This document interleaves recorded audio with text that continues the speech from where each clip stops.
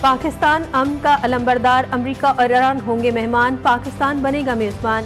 دنیا بھر کی نظریں اسلام آباد پر جم گئی۔ ایران امریکہ جنگ بندی مذاکرات کے لیے اہم بیٹھک آج لگے گی۔ وفود کی سطح پر مذاکرات ہوں گے۔ مذاکرات کا اہم مرکزی مرحلہ ہفتے کو ہوگا۔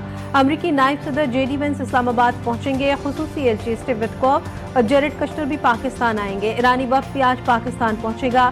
ایران کی نمائندگی وزیر خارجہ عباس عراقچی اور اسپیکر باقر قالیباف کریں گے۔ پاکستان مذاکرات کی میزبانی کرے گا اور ثالث کا کردار بھی ادا کرے گا۔ اسلام آباد میں سیکیورٹی انتظامات مزید سخت۔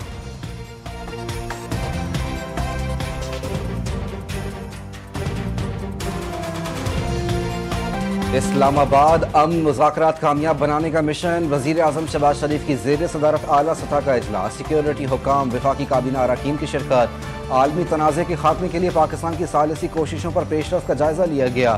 ایران امریکہ مذاکرات کی میزبانی کے لیے اقدامات کا جائزہ، مذاکرات کی میزبانی کے لیے اہم امور پر غور۔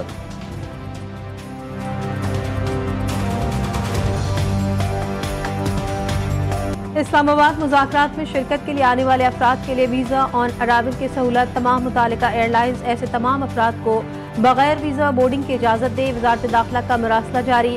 نائب وزیر اعظم اسحاق ڈار کہتے ہیں پاکستان اسلام آباد مذاکرات 2026 میں شریک تمام غیر ملکی مندوبین اور ساتھیوں کا پراتفاق خیر مقدم کرے گا۔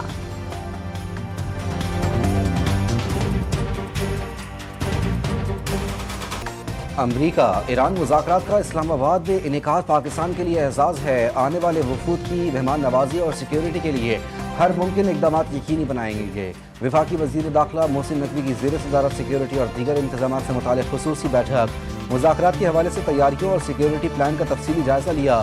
ریڈ زون کو مکمل سیل کیا جائے گا، صرف متعلقہ افراد کو داخلے کی اجازت ہوگی۔ اجلاس میں فیصلہ، وزارت داخلہ میں کنٹرول روم قائم کر دیا گیا۔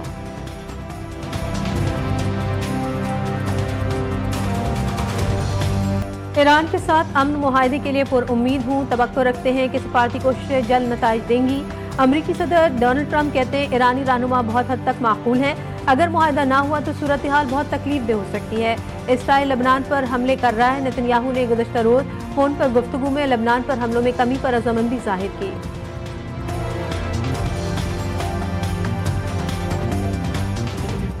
کامیاب سفارتکاری پر وزیر اعظم شہباز شریف سے عالمی رہنماؤں کے رابطے۔ امیر قطر شیخ تمیم بن حمد ال ثانی نے ایران امریکہ مذاکرات کے لیے پاکستان کی کاوشوں کو لائق تحسین قرار دیا۔ بحرین کے فرما روا شاہ حمد بن عیسیٰ آل خلیفہ کا بھی وزیر اعظم شہباز شریف سے رابطہ، پاکستانی کوششوں کی تعریف کی۔ فرانس کے صدر میکرون نے پاکستان کی ثالثی کوششوں پر مبارکباد دی۔ آسٹریا کے وفاقی چانسلر کرسچن اسٹاکر کی بھی شہباز شریف سے گفتگو۔ وزیر اعظم نے پاکستان کی کاوشوں کی بھرپور تائید و حمایت پر عالمی رہنماؤں کا شکریہ ادا کیا۔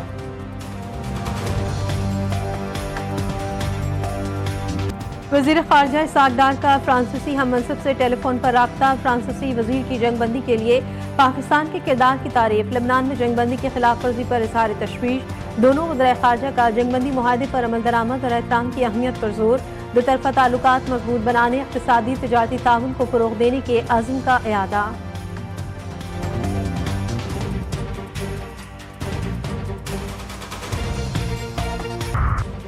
عوام کی ثابت قدمی اور حمایت نے دشمن کو پسپائے پر مجبور کیا۔ ایرانی صدر مسعود پزشکیان کا پیغام، کہا ایرانی عوام نے طاقت کے توازن کو تبدیل کرتے ہوئے حالیہ جارحیت کے خلاف متحدہ مزاحمت سے ایسی کامیابی حاصل کی جس کے نتیجے میں ایران کی شرائط پر جنگ بندی تسلیم کی گئی۔ ایران کسی کے تجربات یا سازشوں کا میدان نہیں، اس کا مستقبل صرف ایرانی عوام اپنی دانش، استقلال اور قومی وقار کے ساتھ طے کریں گے۔ ایران باہمی احترام اور منصفانہ امن کا خواہاں ہے۔ ایرانی نائب وزیر خارجہ نے کہا امریکہ کو لبنان میں قتل عام بند کروانے کے لیے اسرائیلیوں کو رضامند کرنا ہوگا۔ ہم نے سفارتکاری کو ایک اور موقع دینے کے لیے جوابی کارروائی نہیں کی۔ ایرانی پارلیمنٹ کے اسپیکر محمد باقر قالیباف نے کہا لبنان کی شمولیت کے بغیر جنگ بندی کا کوئی تصور نہیں۔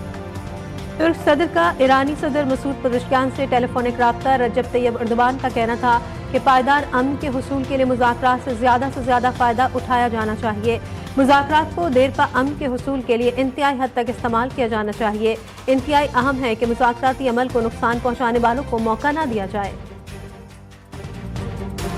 ایک طرف مذاکرات کی باتیں، دوسری طرف لبنان میں کارروائیاں جاری رکھنے پر اصرار۔ نیتن یاہو کا کہنا ہے کہ حزب اللہ کے خلاف फौजी कार्रवाइयां जारी रहेंगी, किसी भी फौरी जंग बंदी को कबूल नहीं किया जाएगा।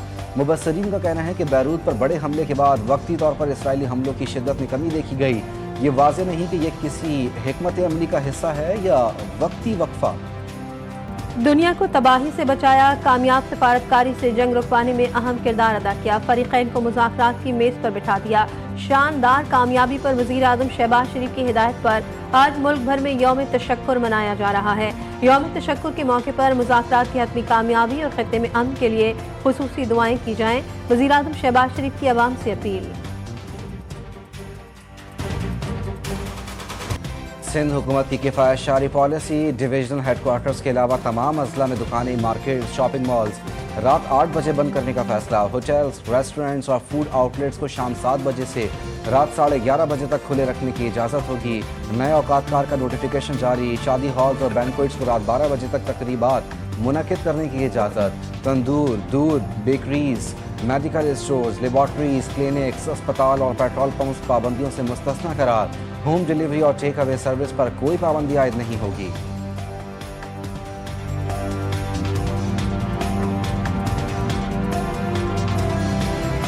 मुतासरा बच्चों और ख़वातीन के लिए घर बैठे शिकायत का निज़ाम, mobile units, virtual police station और खुसूसी ऐप के जरिए फौरी रसाई मुमकिन। साइबर मुजरिमों के खिलाफ सख्त कानून साजी। पंजाब ऑनलाइन सेफ्टी एक्ट 2026 का मुसवदा तैयार कर लिया गया। वज़ीर आला पंजाब मरीम नवाज की ज़ेर सदारत इजलास में अहम फैसले। पंजाब पुलिस में साइबर पेट्रोल विंग और साइबर पुलिस अकेडमी के क़याम का फैसला। सोशल मीडिया मॉनिटरिंग के लिए जदीद इंटेलिजेंस सिस्टम कायम किया जाएगा।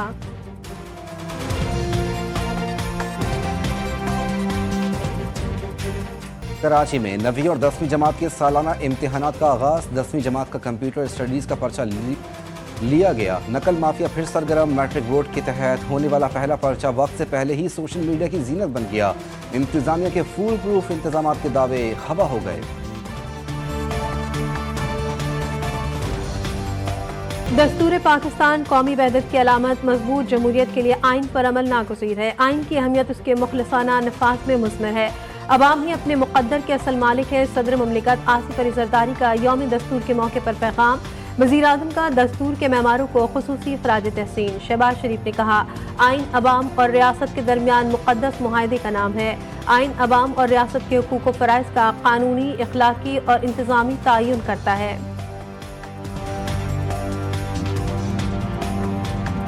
साबिक गवर्नर पंजाब सरदार जुल्फ़िकार खोसा लाहौर में इंतकाल कर गए। अहले खाना के मुताबिक जुल्फ़िकार खोसा कुछ अरसे से लाहौर के अस्पताल में ज़ेर इलाज थे। उनकी उम्र 90 साल थी। 1962 में पहली बार रुकन पंजाब असम्बली मुंतखब हुए थे। बेशतर ज़िंदगी मुस्लिम लीग में रहे। मुतादिद मरतबा सूबाई वज़ीर, मुशीर, सेनेटर, गवर्नर पंजाब के ओहदे पर फाइज रहे। 2018 के इंतखाबात से कबल वो PTI में शामिल हुए थे। लाहौर में मंकी पॉक्स की मजीद 2 केसेस रिपोर्ट। 15 साला मरीज और 8 साला बच्ची में वायरस की तशखीस हुई। महकमे सेहत ने तस्दीक कर दी। मरीज में अस्पताल में ज़ेर इलाज। रवा साल मंकी पॉक्स से मुतासरा अफराद की तादाद 27 हो गई।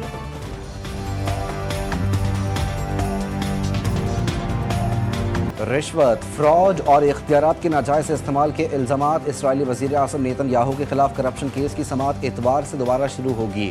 इसराइली हुकाम के मुताबिक मुकदमात की समाअत जंग के बायस आर्जी तौर पर मुअत्तल की गई थी, ताहम जंगबंदी के बाद मामूलात बहाल हो रहे हैं।